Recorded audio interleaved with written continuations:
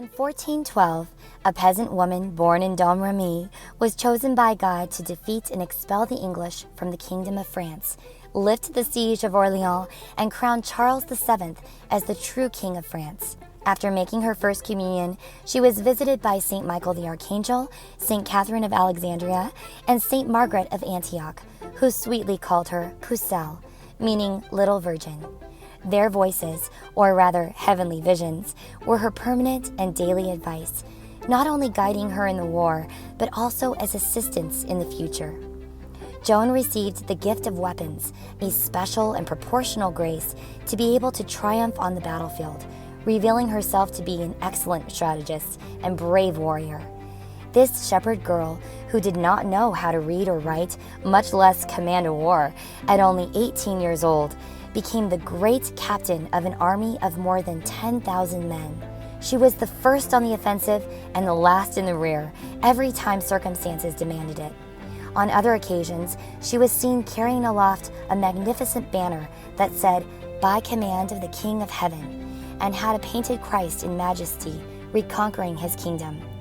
Despite having been wounded 4 times in combat, nothing intimidated her from continuing until she liberated Orleans on May 8, 1429. Without resting on the laurels of victory, she continued advancing through enemy territory until reaching the Cathedral of Reims, where on July 17, 1429, she had Charles VII crowned as the legitimate King of France, returning to his country the political unity it needed. By divine order on this unforgettable occasion, known as the Triple Donation, La Pucelle asked King Charles if he could donate his kingdom to her. Surprisingly, the king responded, "Joan, I give you my kingdom." Then she said to the secretaries, "Write, Joan donates the kingdom to Jesus Christ." And with a serious voice, she added, "At this moment, it is Jesus Christ who speaks for me, saying, I, Eternal Lord, give France to King Charles."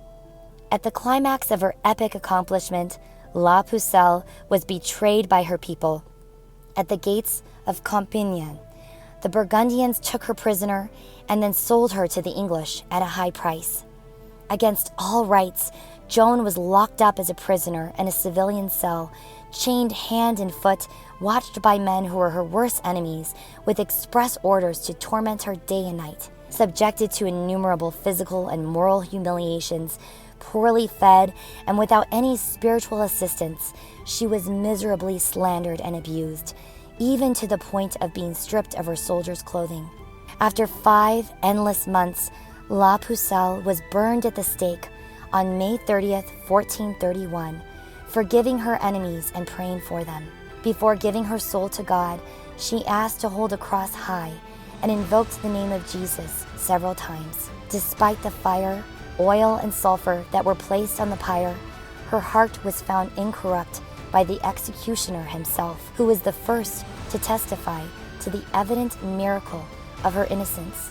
Virgin, queen, and martyr are halos that rarely occur in a single saint, and even less so in the brief period of 19 years. The Church canonized her in 1920, declaring her co-patron saint of France.